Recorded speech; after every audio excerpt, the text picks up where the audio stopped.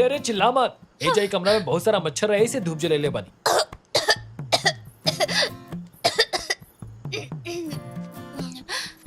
तू मच्छर वाला मैट ना जला सकेला। मच्छर में भी हमने की जैसन जान होला। अगर ऊ धुआं से मच्छर मर सका था तो सोचा कि हमने के का हाल हुई। सच में जीनियस बड़ा। हम तो ये बारे में सोचले भी ना जाए रही। आज से हमने के दोनों ये बारे में मिल के सोचेंगे। का कहता रू? हाँ?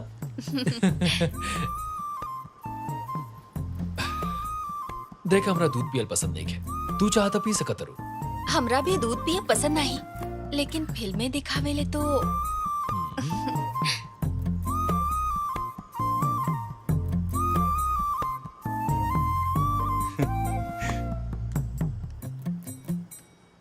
माँ हम दरवाजा बंद करता नहीं। ना ना खुला रहे दो ना। ओहो कैसन पहला लड़का भाई। माँ भी ना।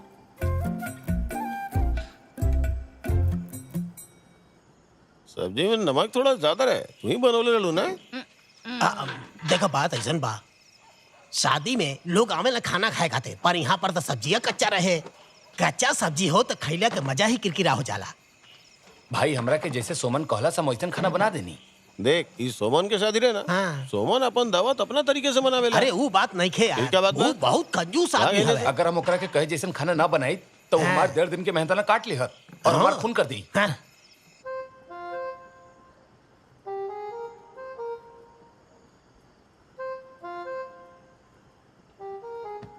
देखा शालिनी, ऐसा कहल चला कि आदमी और औरत बराबर होला लोग, लेकिन हम ये बात के पूरा तरीका से ना माने नहीं।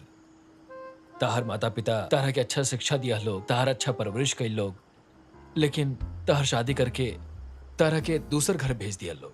जो देखल जाओ तो तारा खातिर अजनबी बा, जैसे एगो पौधा के दूसर जगह रोपल जाला। सलाम करतनी वो लोग के इत्याग के। वो लोग सच में महान बा। यही से जब भी ताहर मन करे तो अपन माता पिता के लगे जा सकत रू, जितना दिन चाहे रह सकत रू। हमरा से परमिशन लेला के कोनो जरूरत नहीं है। हमार बात समझत रू ना? हाँ हाँ।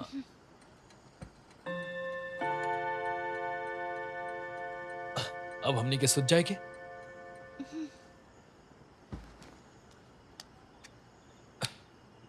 शालिनी, हाँ?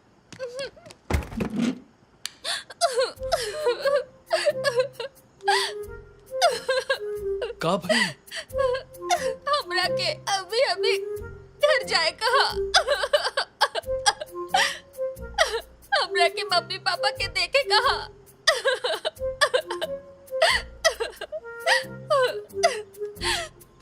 शालिनी,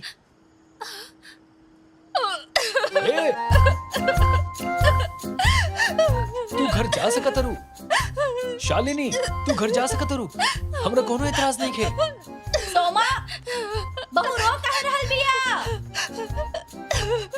रास्ता बहुत कठिन मगर, रास्ता बहुत कठिन मगर, हमारा रेल दौड़े सरपट।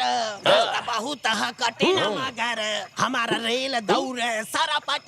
रास्ता बहुत कठिन मगर। हमारे मन में एगो सवाल बा, पति पत्नी के जैसे नहीं कब तक रही हैं? कहा कहल जाता ना? हम ही कहल चाहता नहीं कि हमके ई बात का फिकर बा कि ई दोनों शादीशुदा जिंदगी कब तक गुजार पाई हैं। हमके जवाब चल भाई गधा कहीं के हाँ? जेके घर में दारू पी रहल बड़े ओकर बारे में गंदा बात करते रहे। तोड़ दो। चुप रहो, एकदम चुप। अभी जो हम सुननी वो हमारी गाड़ी की आवाज है। हाँ। वो लोग भी सुन लगा। ना सुननी। अरे साला कि वो हमारी गाड़ी चुरा रहल बा।